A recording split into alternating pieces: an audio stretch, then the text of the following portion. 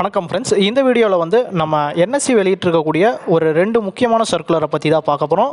அதில் வந்து நம்ம ஃபஸ்ட்டு பார்க்க போகிறது F&Oவில் இருக்கக்கூடிய ஸ்டாக்ஸில் லாட் சைஸஸ் வந்து சேஞ்ச் பண்ணியிருக்காங்க.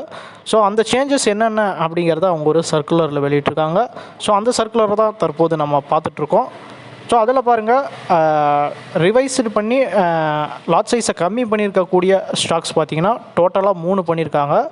ஸோ ஃபஸ்ட்டு டேப்லர் காலம்லேயும் 4th டேப்லர் காலம்லேயும் பார்த்தீங்கன்னா அந்த 1 அதுக்கப்புறம் 2. ஸோ இது டோட்டலாக வந்து 3 வந்து குறைச்சிருக்காங்க. அதே போல் வந்து லாட் சைஸை வந்து அதிகரிச்சிருக்கக்கூடிய ஸ்டாக் அப்படிங்கிறது பார்த்தோன்னா நம்மளுக்கு 90 ஸ்டாக்கில் வந்து லாட் சைஸை அதிகரிச்சிருக்காங்க. அதே போல் எந்தவித சேஞ்சஸும் இல்லாமல் 124 ஸ்டாக்ஸுக்கு வந்து இந்த லாட் சைஸ் வந்து அப்படியே தொடரப்போகுது. அதை தான் வந்து 3வது டேப்லர் காலமில் மென்ஷன் பண்ணியிருக்காங்க. ஸோ இது பார்த்திங்கன்னா எந்தெந்த ஸ்டாக் வந்து சேஞ்ச் ஆகிருக்கு அப்படிங்கிறத ஒரு எக்ஸல் ஷீட் கொடுத்துருக்காங்க. ஸோ அந்த எக்ஸல் ஷீட் வந்து நம்ம இப்போ பார்க்கலாம். அதில் பார்த்தீங்கன்னா நீங்கள் அனெக்ஷர் 1 இருக்குது அந்த ஃபஸ்ட்டு காலம்.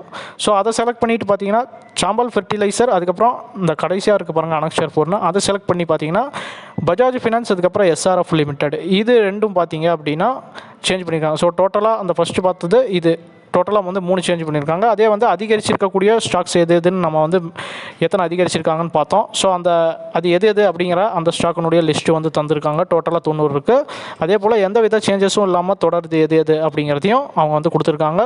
ஸோ அந்த சர்க்குலர் அதுக்கப்புறம் இந்த எக்ஸல் ஷீட் 2த்துக்கான அந்த லிங்க் வந்து நான் டிஸ்கிரிப்ஷனில் கொடுக்குறேன். அதில் போய் நீங்கள் கிளிக் பண்ணி தெரிஞ்சுக்கலாம்.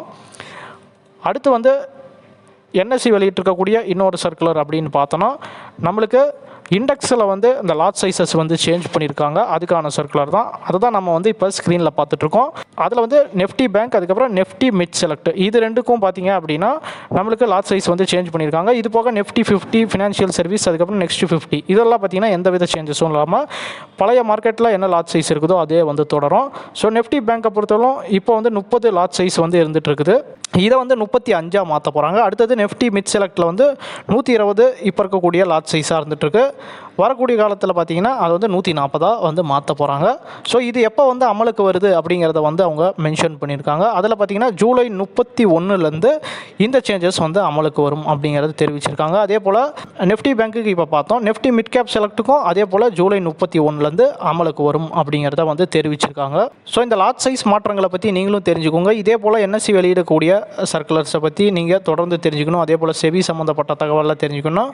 புரோக்கரேஜ் ஃப்ரீ அப்படிங்கிற இந்த சேனலை மறக்காமல் சப்ஸ்கிரைப் பண்ணிக்கோங்க. திரும்ப இதே மாதிரி இன்னொரு நல்ல வீடியோவில் நான் உங்களை பார்க்குறேன். நன்றி, வணக்கம்.